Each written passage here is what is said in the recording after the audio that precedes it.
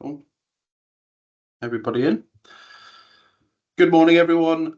Thanks for joining our webinar on Coupa Release 41. By way of introduction, I'm Luke Benson. I'm a solution architect at Barker's. I've deployed Coupa on over 15 projects across the full Coupa suite in the last 4 years. I've also worked with the Sunbelt Rentals team and the Guide Dogs team. Many of you are on the call today, so it's nice to see some familiar faces. I'm joined by Steve and Elian. If you could do a quick intro for me, please. Yep, so I'm Stephen Bottomley. I'm another solution architect at Barker's. During my time at Barker's, I've worked on a number of Coupa implementations across a wide range of businesses. One of the things I tend to specialise in within the Coupa project is the integrations, so that communication between Coupa and various systems such as your ERP. Prior to Barker's, I've got a number of years Coupa experience, either managing or administering the Coupa platform. So I've been through this process quite a few times of reviewing the release notes, looking at what new functionality there is and working out a testing plan for it. Elian? Thanks for that, Steve. Good morning, everyone. My name's Elian. I'm a P2P architect here at Barker's and I work under Steve. Majority of my time, the digital team is spent owning the managed service line that we have and also assisting Steve and Luke in end-to-end Coupa implementations. That's me. Thank you, guys. So today we're going to be taking you through some of the key updates on this release. We'll do some demonstrations, we'll discuss their benefits, and at the end we're also going to have a period for questions. There's also a Q&A chat, so if you drop your questions in the chat as we go along, please. Moving on to the agenda. So we have platform first, so the changes in the platform, changes in pay, changes in sourcing, invoice smash, and then expenses. We're also going to go some of the other additional upgrades, talk through how to prepare for a new release, and then, as I said, the Q&A at the end. So firstly, starting with platform, I'll talk about our first change, which is the integrated punch outs in search results. So this means that when you're searching for an item in Coupa and you search for it in the search bar, Coupa is now going to suggest a punch out for you to use. This is on by default. It doesn't affect your roles and permissions, and it doesn't affect your integration. So I'm going to very quickly show you that in the system. So if I come into this search bar here and I search for a Lenovo SwiftBook 3000, it's going to suggest the punch outs at the bottom of the screen here. So the main benefit of this is if you don't have an open buy, if you don't have open buy with your punch outs, it's going to direct users to the correct punch out.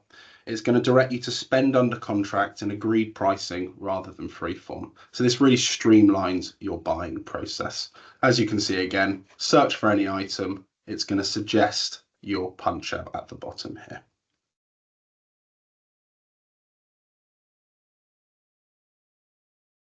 Coming back into platform again, we have hide additional stores. So this comes hand in hand with this integrated punch out in search results, and it allows you to hide the punch outs on the home screen. So typically if you're on your home screen, you can see all your punch out lists on the right hand side. You're now able to hide that.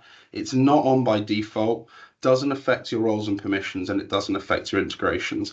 However, you do need to go into your company information page to change this. So I'm going to show you this in the system.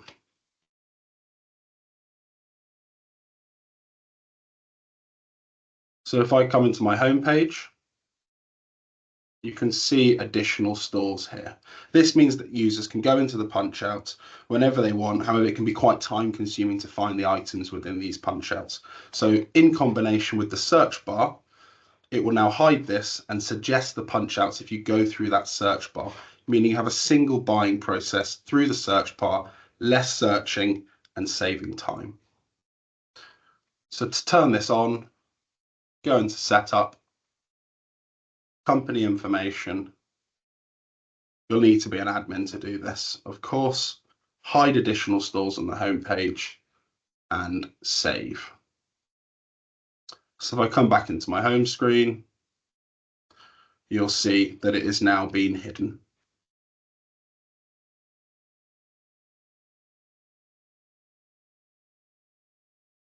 Next up, we have estimated taxes in purchase orders and requisitions. So this is a functionality that's been coming for a while. This means that you can now predict your taxes on your requisitions and your purchase orders. It's not on by default either. It's something that you need to turn on at your chart of accounts level. It doesn't affect your roles and permissions, but an important point on this new functionality is that if you have integrations, so CSV, APR, that are pulling your POs out of Coupa, it's going to give you visibility on your taxes in your accruals ahead of when you receive the invoice, so you can accrue with more accuracy ahead of time. I'll show you firstly where this is on the chart of accounts. So if I go into chart of accounts, open up the edit, and I scroll all the way down, you'll see a little button here. So this allows you to add estimated tax on your requisitions and purchase orders. And of course, click save. And this is another admin functionality to be able to enable this. So I'm going to show you what this looks like. If I go into my basket, as you'll see here, we have tax that I've added on, and you can see an estimated tax summary. And to add the tax at the line level, I can remove this, can add a tax line, add a standard rate, tax rate pulls through, tax amount pulls through. If I click accept here, that will then pull onto my requisition and give me visibility of my tax. And again, this is the primary benefit is CSV and API, because at the moment there is no reporting ability on this. So you can't see it through your POs, you can't see it through your PO lines, but I suspect that is a functionality that will be coming. Finally, on the platform, we have the enhanced bulk editing tool. So previously you could only edit your account, your need buy, and your payment terms en masse in your requisitions. You can now edit your large requisitions en masse using a lot more fields, making that process of your large requisitions more streamlined. It is on by default. You can change this in your roles and permissions, and it doesn't affect your integration. So I'm going to show you what that looks like in the system. So here, if I edit selected, if I have a long list of requisitions, I can now select multiple different fields that I can edit, whereas before there were only 3 that we could do. And then we can edit these en masse from what they were to a new value, and then we can apply. So that's all from me from a platform point of view. Over to you, Steve, for pay. Thanks, Luke. So now I'm going to take you through some new features around Coupa Pay. So the first one is real-time payment batch validation. So up until now, the way that the payment batch validation process would work is there would be a sort of a background job running when the payment batch is created or it's being sent to an approver. And what we found from a number of customers, especially when you've got quite large invoice batches, is that validation process can take a while, sometimes minutes, even longer to be completed.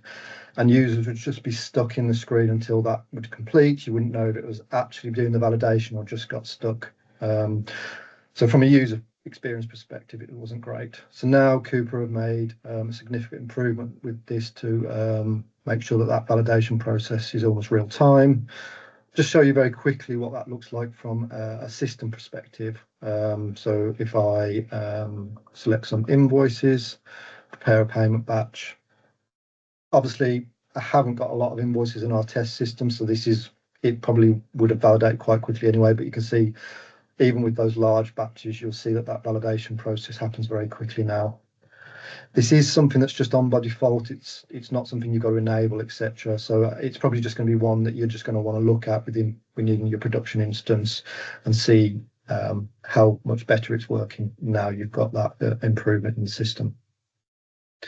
Next, going to move on to an improvement around notifications for card charges. So this is related to virtual cards and more specifically customers that are using virtual card on PO. So the way that process would work is that users would request a virtual card, suppliers would then charge that card, and that charge would come into Coupa. and it would be the user's responsibility to update that charge with any missing receipts or any tax information that's required. And it's often one of the issues is trying to get users to make sure they're actually managing those charges, updating them in a timely manner. So Coupa added some improvements around the notifications for users to help with this. So in terms of the system, it is on by default, but what that means is if I come into the setup, and this will be one of your payment admins that will be doing this, and I go and find my payment partner linked to that virtual card program, you'll see that this notification setting will be on by default now. But you can obviously either turn it off if you don't want those users to receive their notifications, or you can change it to how soon they receive a notification and how many notification reminders they receive. Once you've done that, what users will receive in the system is an email once the charges come in, and keep getting those reminders telling them that they need to go and update those charges in the system. So it's just going to help you to make sure that users are actioning that in a timely manner. So next, just going to move on to some improvements around sourcing. So the first one we're going to look at is allowing suppliers to participate in sourcing events for the CSP. So up till now, the way that it'd work is you'd send out an invite to the supplier for the Coupa supplier portal for a sourcing event.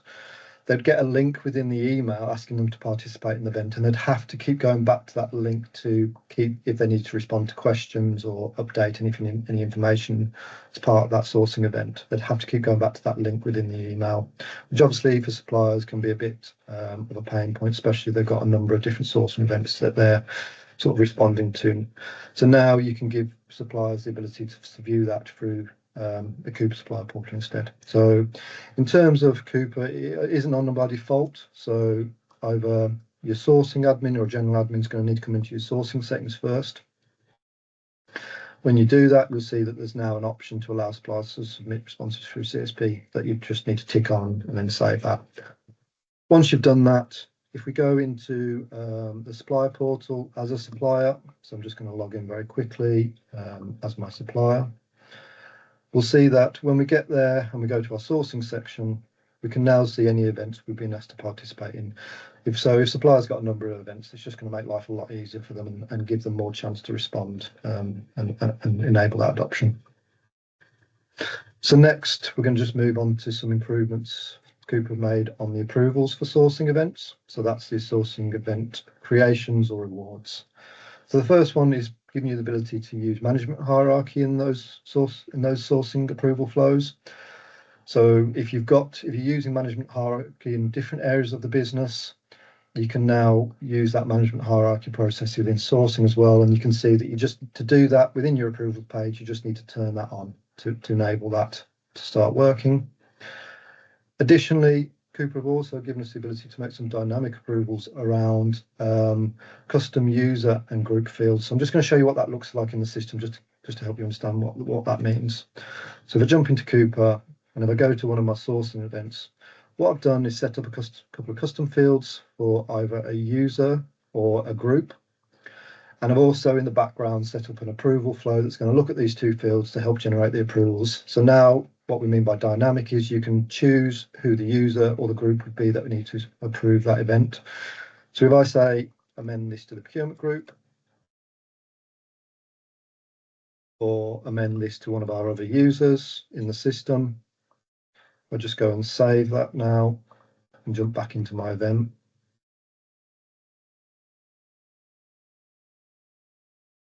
See that we've now got an approval flow based on those two custom fields I filled in.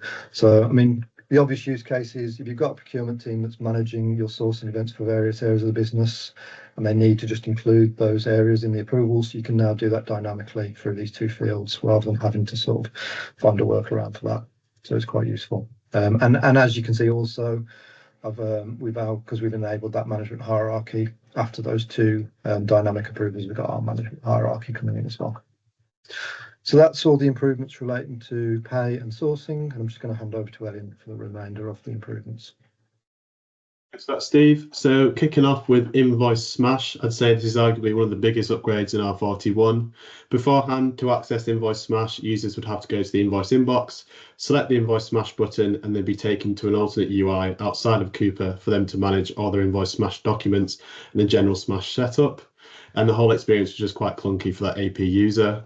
But now with the new upgrade, Invoice Smash has been fully integrated into Coupa Core. So all the Smash documents are alongside all the other invoice objects. So this is going to provide a bit more of a streamlined and smoother invoice processing experience for the AP user, as all their invoice objects are located in one place. It's not going to be on by default, so you do need to contact Coupa to enable it. As all things with testing, make sure you enable it in your sandbox instance first. Test that functionality, make sure you're happy with how it works before getting it enabled in your live system as well. In terms of roles and permissions, this is only going to be available to those users that have access to that invoicing table. So typically this will be your admins or your AP users. How this looks in the system. So as mentioned, that button for that alternate UI has now gone from the invoice inbox. If we go to the invoices table, you can see there's already a pre-built view called Invoice Smash Draft, and that's going to pull in all those Smash documents for processing. To give you an idea of, for those of you who don't have Invoice Smash, how it works very quickly, what I've done is I've sent in this invoice from this supplier. We've sent in quite a few of these invoices to generate rules and create a template as well. And now I've sent that into Invoice Smash, and because of that template we've created, Invoice Smash is able to extract all the relevant information from that supplier invoice and map it to the relevant fields in that Coupa invoice. So as you can see, I've not had to touch any of these fields. They've all been pulled across because of that template that we've created. So we've got the supplier, the invoice number, invoice date. It's managed to pull in the purchase order number and actually map it to a purchase order in the Coupa system as well. And it's done this based off of the purchase order number from the invoice and also the description as well. So as you can see, very little manual intervention is required when that template is generated for the Invoice Smash documents. In terms of the general setup of Invoice Smash, all the rules and the global settings for Invoice Smash are now found in the company information alongside all the other general settings as well. So now on to expenses. We're going to start off with submission warning for expense reports. Before R41, submission warnings could not be configured, but now admins can configure submission warnings for expenses, and they can use conditionality such as the category limit or the expense rating score as well. And they should hopefully ensure that users are submitting more valid expense reports so that they can get paid their expenses a lot quicker. Firstly, in terms of setup, what an admin needs to do, go to the approval section, go to the approval chain table, select create, and we go to add an expense chain. We need to add a valid approval chain name and priority, select the conditionality that we want to base a chain off of, and then select the radio button next to this submission warning, add that message that you want the user to see when that chain is triggered, and then save the approval chain. How that looks for the user. As you can see, I've now added an expense report into my expenses.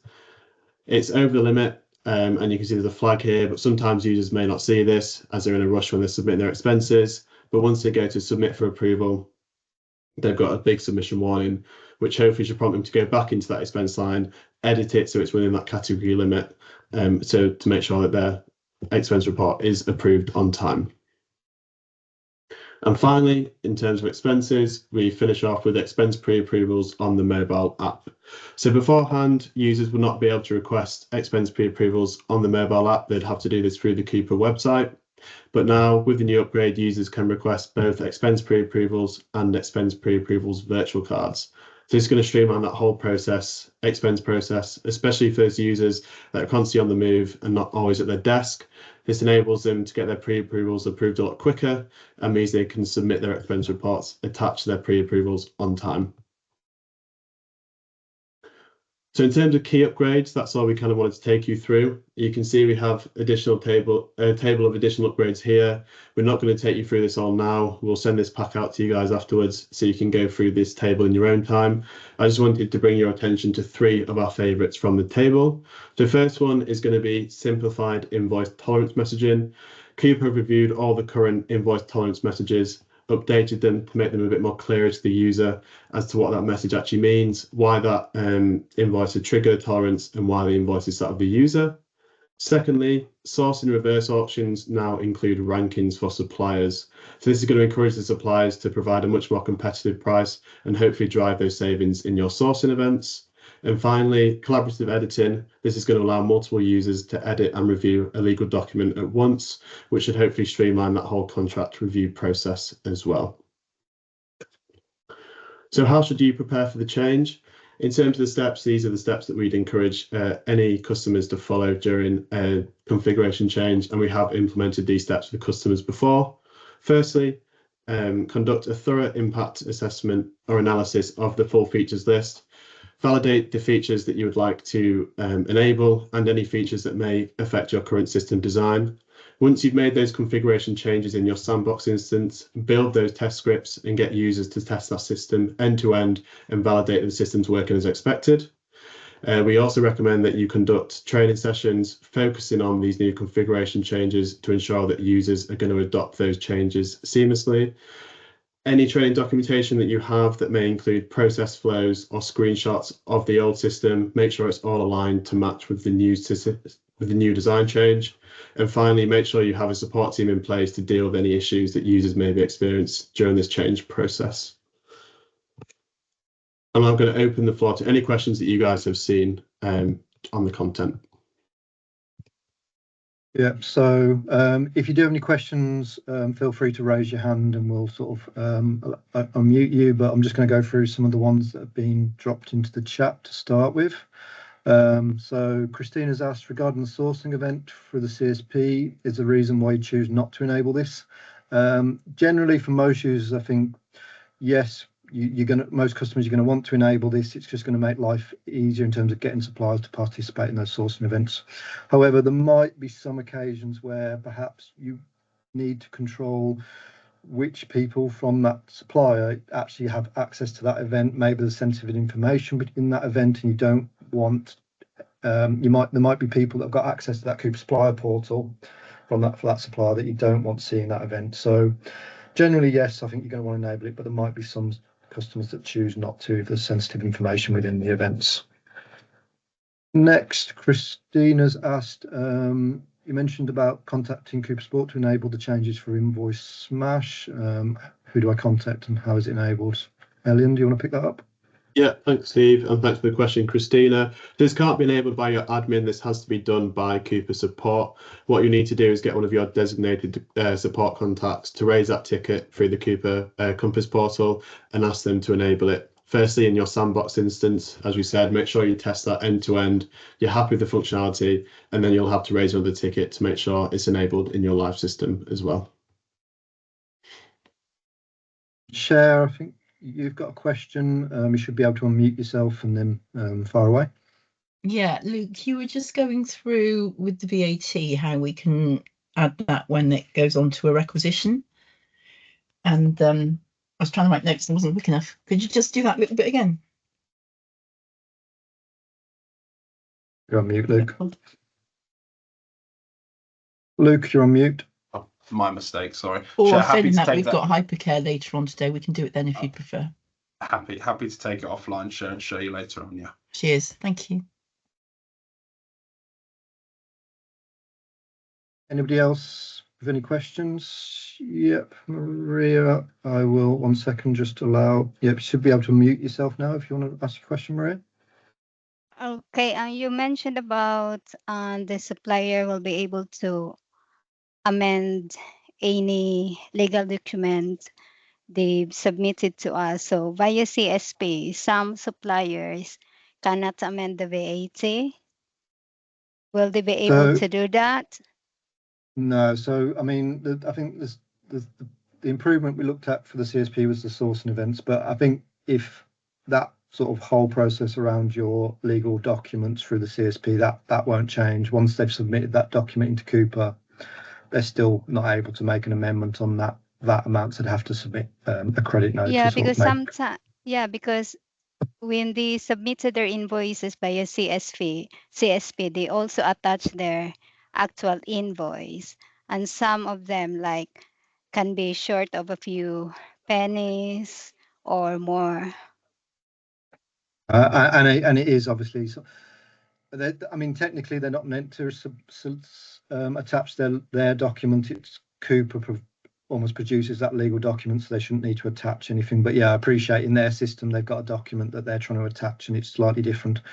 Unfortunately, there's no real change to that. They need to make sure when they submit the document for the CSP it matches. And I appreciate sometimes there's some rounding issues around that we can't really do anything about. We just have to sort of almost either accept those slight rounding differences or have a process to credit any sort of errors if that's necessary. Yeah, because some invoices, it's very important for them to attach their copy invoice because we need to check the actual works that they've done. Yeah, and I appreciate that's the process you're going through with them. But yeah, we can't do anything to sort of enable that edit of the invoices once they're submitted. It's a compliant document at that point. It's a tax document, and it has to be resolved for a credit, unfortunately. Okay, thank you. Yes. Any other questions? If not, we'll move on. Got one from Dominic. You should be able to unmute yourself, Dominic, and ask your question. Hi, I'm just asking regarding if we're processing through Coupa with a purchase order. When we come to, it will go through the system, and will it pick up the allocated codings that are on the purchase order to be automatically created when we come to confirm the invoice, and we don't have to manually input all the codings? Yeah. So whichever, I mean, I think if you're matching an invoice to a purchase order line, whether that's going through Smash, which Elian showed you, if it's going through the Coupa supplier portal and they're doing the PO flip, or a manual route and you've just matched a line to the invoice. If you pull in a purchase order line onto your invoice line, it will automatically bring in all the coding from the purchase order for you. There's no need to manually add that yourself. Okay, thanks.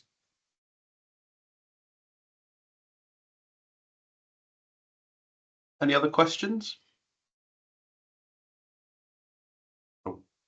Oh, I think that's it for questions. I think firstly, from all of us, a massive thank you to joining us today in our first release management webinar. We hope you found it useful. If you would like to discuss R41 in more detail, you can use this QR code you can see on screen, and this will book you in a meeting with our delivery director, Matt. If not, thanks again, and we look forward to seeing you on the next webinar. Thank you very much, everyone. Cheers. Thank you. Bye.